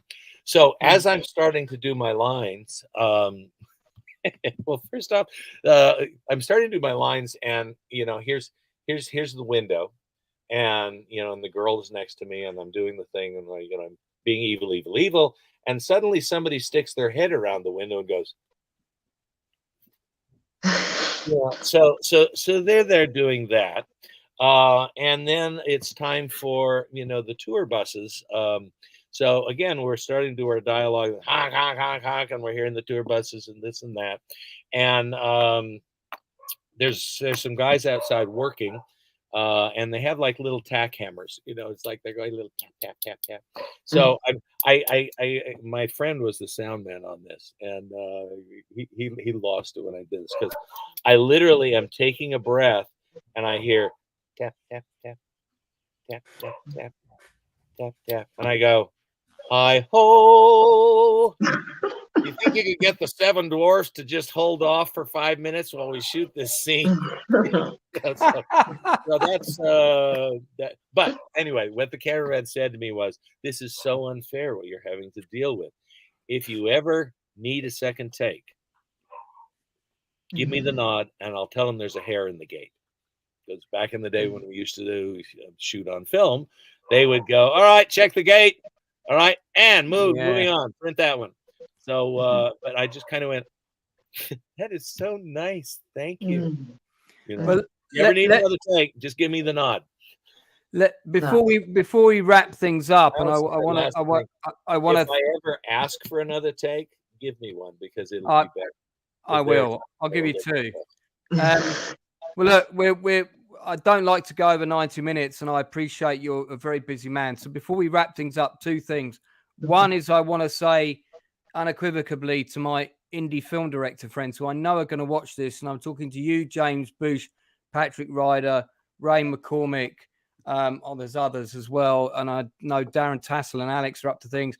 Anthony De Longis is an exceptionally gifted actor. He brings a wide range of skill sets to your set and could cover a lot of bases for you guys, all for a neat package at an affordable but reasonable price. So don't be afraid to look him up. I will give you his contact details. You will have no excuse. In fact, they're on the screen now.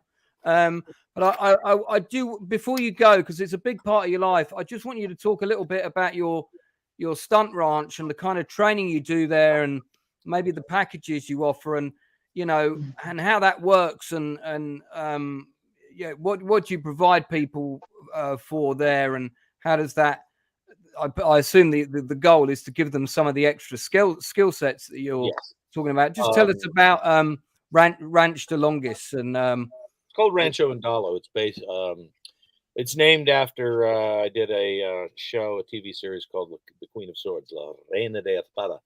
In Spain, we were on the Sergio Leone sets in 2000. And my wife and I said, if we ever get our ranch, we're going to call it Rancho Indalo. And I was looking, and I found this place, and the view to the west looks like the Ramblas, the dried riverbeds there, and the Indalo is the genie holding the rainbow, the bringer of good luck and good weather, and so that's Rancho Indalo. People come from all over the country, all over the world. For a decade, I hosted the Australian Stunt Academy. They would come in, they would base here. I would teach them fights and weapons, and how to tell a story with action, and how to improve their storytelling abilities, all based on combative truths. Because of the number of things I've studied, I am able to reference, many different choices. Each discipline has, like every weapon has its nature.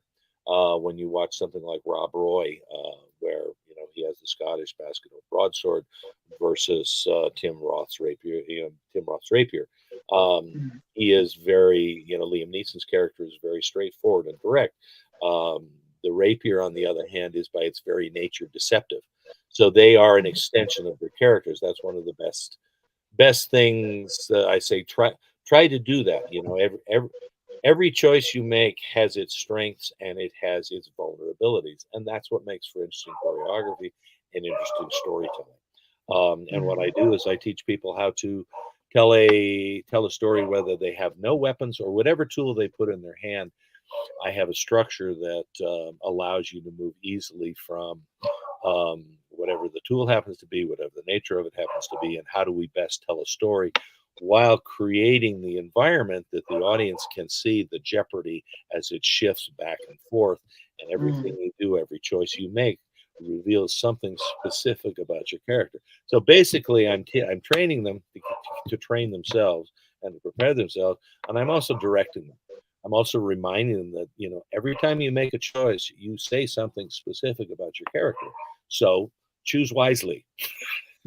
And your friends who were just I appreciate the shout out to them. I love to work with directors, and I do. I bring a lot of experience as an actor, a lot of versatility. I also bring a lot of, you know, skills behind the camera. So I enjoy projects, and, you know, I have a card. Have skills, will travel. I imagine that there's a room in your house somewhere where you pull a lever down and like walls revolve, and there are just layers of swords and Well, my hatchets. wife, Dr. Mary, she has her PhD in cellular biology and anatomy. She's the brains. I'm the circus she ran off to join. Fortunately, now she rides horses, you know, and cracks whips, and she just won her black belt in Shinkendo, which is Japanese sword. I started European fencing with Maestro Ralph Faulkner, who was the sword master to the stars back in the golden days of Hollywood. And then I went to Taekwondo, and then I went to Dan Inosanto, Jeet Kune Do, and all the things he does for over a decade. Now I'm with Kaiso Toshishiro Obata. So basically, bladed weapons of all nations, which allows me to be able to pull inspiration from many, many different sources. And each thing complements what came before, but it allows me to impart information, useful information, very quickly and efficiently. Obviously, more time. I had 6 weeks with Michelle Phiffer. We would literally walk onto a set, turn adversity into opportunity, and create things on the spot because she had a foundation. But when necessary, you know, I can go in and with a small amount of time, impart skills that will, you know, create a dynamic action and flesh out characters. You know, you don't necessarily have to do a lot of fancy stuff. A lot of it has to do with how you carry yourself and the confidence you carry yourself with. So, see, I may be teaching you sword fighting. You know, I may be teaching you, structural foundations of this particular weapon. If I take that weapon away and put something else in your hand, a fireplace poker, or a baseball bat, or a shovel, or, you know, a piece of rebar, I could use them. Yeah, you still have that structure to. I'm sure you could, but it's like it's an investment, and, you know, this is the instrument that you have to work with. So it behooves you to maximize its possibilities. You know, both vocally and physically. I think people will be upset with me if I don't let you tell the Michelle Pfeiffer story before you leave. I'm sure that's the only reason Dickon popped in. He apologizes. He's having issues with his phone. He lives in a basement flat. The reception's not very good. Sorry. No problem. But yeah, could you tell us that story quickly? You alluded to it earlier, and perhaps we should end on that if you want to tell us quickly. And I should say a quick thing to Albert as well. But all right. Well, I have many Michelle Pfeiffer stories. The first thing I was going to say was the first day, the stunt coordinator, Max Clevin, introduced. I was teaching at UCLA at the time. I taught at UCLA from 74 to 93 in the theater department. Basically, you know, helping them prepare, many of whom have gone on to be very successful, both as actors. Actually, I had Jack Black in my class. Not Jack Black, sorry, Shane Black. Shane Black was one of my students, and a lot of as was. Oh golly, she's on CSI Special Victims Unit. Mariska Haggerty. She came through the program, and they never call, though. You know, what are you going to do? Anyway, Max said, "Okay, this is Kathy Long. She's going to, you know, 5-time world kickboxing champion. She's going to be doing your fight doubling. And this is Trisha Moon Peters. She's, professional gymnast, and et cetera, et cetera. And and Anthony, of course, is going to be doing the whip stuff. And Michelle said to Matt, I tell you, you don't tell me. Basically, I'm going to do as much of everything as I possibly can, and she did. There's a couple of insert shots of Kathy Long with the fight on the roof with some kicks, because she's world champion kickboxer, and of course, Trish Peters, did the fall off the rooftop into the dump truck, and she did the tumbling run, but Michelle did the run up into it and then afterwards. But whip wise, it's all Michelle. And she realized very early on I was trying to offer her another layer of performance and credibility. And so she worked. None of the stunt girls got anywhere near her ability. She just she embraced it, and that's all her. She has no doubles with the whip. And she had such a foundation that one of my favorite stories is it's the Ice Princess, where she's captured, she's in the chair, and I showed up because after one day, Michelle says, if I'm on set, I want him on set, meaning me, which I love, because there was a little bit of a problem that became, had I been there, I would have fixed it like that. And what I used to do, I'd go in and I'd say, guys, can you move that light about 6 inches? Because if you can give me a 14-inch avenue, Michelle can do her whip work and focus on the performance and not get tangled. Little things like that. But I was there, and I walked in, and Tim Burton goes, I don't think there's any whip stuff here, Anthony. I says, yes, sir. And I just went into a corner and watched them, and the girl's in the chair, and Michael comes in, and then Michelle, and she cuts the girl loose and dumps her out of the chair and throws the chair, and then grabs the girl and says girl talk and takes her away. And I said to Michelle, because we had that kind of relationship at that point, I could offer suggestions, and if she found them useful, she would very often implement them. And I said, a whip in one hand and a chair in the other says lion tamer the world over. And she goes, Tim, Anthony has this idea. Okay. So what she did was she swung in on her whip, she cut the girl loose, dumped the chair, cracked the whip, threw the chair, grabbed the girl around the waist with the whip, pulled her in for a 2-shot, and said, girl talk. We rehearsed it twice, shot it, and we were done.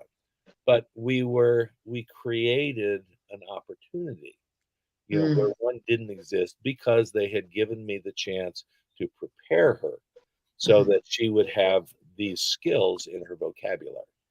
And that's one of the things. If it's not me, because frankly, I learned all these things for me, but I also get great pleasure out of being part of the creative team and coming in and helping actors and directors and coordinators. Let's do something special with this. You have your storyboard, but I'm a big believer in you never stop making it better until you can't make it any better. So if and I like having a relationship with actors or the coordinator, where I can, because an awful lot of them won't do anything. They'll do as much as is on the page. They'll do as much as has been storyboard, and you're kind of going, well, we could do that, but we could do this. It'd be easier, it'd be more effective, and it'd be faster, and therefore cheaper. But I have to be in a position where they actually ask me. Sounds like you'd be a good second unit action director on any film as well, I think. Yeah. I am good at telling stories. Yeah, well, I can imagine you'd be pretty good at that. Anthony, I want to thank you so much for coming on today. I think you might want to. Did you say you wanted to leave an extra message for Albert? Yeah. Albert, yes, for Albert. Let me make you full screen for that. Let me do that. Yeah, there you go. Okay. Albert, happy birthday. I hope this year, things all start falling back together again. You and Cynthia, have a wonderful life together, that you are able to finish the film that you're working on and continue to make movies, because you tell wonderful stories. And I am grateful to have been a part of your team. Hope we can do it again soon. Happy birthday, my friend. And from everybody at the Outcast Creative, Albert, or Mr. Pyun, as I should probably call you, and Cynthia as well. Happy birthday to Albert. Best wishes to you both. And I really do hope you have a speedy recovery. Anthony, you're signed up to do the 1066 film. Have you shot that yet? That's to look out for. Is that in development hell still? Because I think they've been trying to make that for like 3 centuries. It seems to be about that. I met the gentleman. Well, let's see. I've been here at my ranch 20 years now. This summer, it was when I was still in Hollywood. So he, I met him, told him thoughts and ideas and how I'd love to be a part of that project.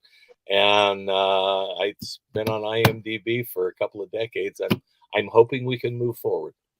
That's the same film that Lewis Collins was attached to do at one point, isn't it? There's a lot of people that were attached to it. It's just, I'm still waiting for the phone call, from the producer and writer to say, we've got the money, where it go? Pack the bag. So listen, they have my sympathy. I know what that journey's like. I'm still on it with a couple of projects, more than a couple actually. When you need a veteran actor who comes in with a lot of skills and experience, keep me in mind. Yeah, I've already got you lined up to play Dickens' younger brother. Don't worry. So it's all going to happen. Anthony, I'm going to let you go. Thank you so much for coming. Best wishes to your wife. And if anybody needs stunt work or you want to do some of his courses, the website's there. All the information is there. Get in touch with Anthony and he'll talk to you all about it. And we hope we can have you on again in the future as well, please. I think I have a couple stories left. You've got more. I think we're going to need another 90 minutes probably 2 more parts, I think. I'm supposed to be writing a book. One of these days I've got to get around to it. But when you want a hand, when you want a hand with that, get in touch with me. I'll personally help you with that. Personally, I'd like to ask you about any interactions with David Carradine at some point in the future, and also just whether you get that thing where you've been rehearsing something for millions of years, you've got it down to beats and units, and then as soon as you say action, it all just goes to pop with some people. I don't know. Have you worked with people like that before? Yes. So that's questions I would love to investigate with you in the future. I have another mantra. I don't hurt anybody, and I don't let anybody hurt me. There you go. And that's part of the structure that I create. Basically, I've taught myself over the years I basically create the force. When people come and train with me, I teach them here is how you control distance and timing and and you tell the story. And so we're using combative skills and elements to tell a better story, but we're also utilizing to where it becomes an energy dialogue. And if you do something different, if you start to it doesn't matter, because I've built in enough distance to be able to see it. And it's like the difference. I have Jet Li stories from Fearless, and I have lots of Carradine stories because we worked together in Israel first on Circle of Iron. Then we worked together in Canada on Kung Fu: The Legend Continues. And then we were down in South America on what's his name? Roger Corman film. The Warrior and the Sorceress. So you better have me back. Listen, man, I need to discuss him with you. That'd be so cool. Yeah, Dickon worked on David's last movie with his father, so he's got a story there as well. Well, I can tell you the story too. When we came back from Circle of Iron, there was an evening with the Carradines where they had all 5 brothers. Oh my God! I don't want to keep you on any longer because you've given us so much of your time. We'll be here another hour if we get onto that. Well, pass the hat. Pass the hat and have me back. No, listen, we'll have you back for sure. And listen, thank you so much for coming on. I'm going to pass on that shout to Albert tomorrow. Please do. Thank you. Yeah. When this comes out, give me a link because I'll pass it along onto the. It's already out because it's live. We've been live the whole time. Well, then how do I tell anybody about it? Did you record? It's live. It's streaming live on the YouTube channel. So we'll email it to you. I can't edit out any of those swear words or sex. Sorry, I think I only did one. Swords, whips, and horses. That's my jam. The tech stuff my wife does.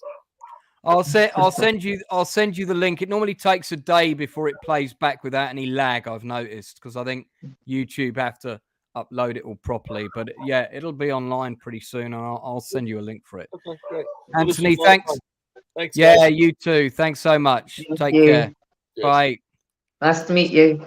So that was the amazing Anthony De Longis. Just going to put us like that. So thank you very much for tuning in. We've been on for quite a long time, so we're not going to stay on much longer. Just to mention that the Outcasts are back on stage with False Accounts, and you can see the dates rolling past your screen now at the Joint Stock Theatre, Birmingham, 18th to the 22nd of October. But while we're live on air, Dickon has an update about how the search is going for a venue in London. Dickon. Any venues that have been appropriate to our dialogue have been inappropriate in dressing room or comfortability of bottoms for audience for such a show. Therefore, currently there is no current London plans or venue. Yeah, so we are actively looking for a London space. And we do have some good relationships with some we've worked with before, but our play has at least 10 actors in it. So if it's a dressing room for 3, it's not really going to work. And it's quite a complex production, more complex than we thought originally. No surprise there. But so we're going to be back on Sunday, the 22nd of May, when I'll be hosting what I expect to be a very lively stream with some of the diehard fans of the Sons of Anarchy and Mayans franchise, the latter of which is dividing people in their opinions of the direction of the show and various other things. And we've heard lots of behind the scenes talk. So that's going to be a bit of a furious one. That's later than normal because most of the fans who are coming on are American based. But we'll be doing that on Sunday, May 22nd. That's this Sunday coming, actually. God, there's so many of these. They're all blurring into one now. So remember, if you want to access the Outcast directly, if you'd like to come to any of our acting workshops, it's Monday night in both Birmingham. At which venue, Suzette? The Rainbow Digbeth. The Rainbow Digbeth. And then we're also above the Brewhouse and Kitchen in Highbury and Islington. You do not need to book. You can just pay on the door when you come. And it's ideal for first-timers and veterans alike of the industry. So do come along and have a good time. And we hope to see you all again soon. Thanks very much for tuning in tonight. It's been fantastic to have another guest on. We've got loads more lined up, and we'll see you all again real soon. Bye.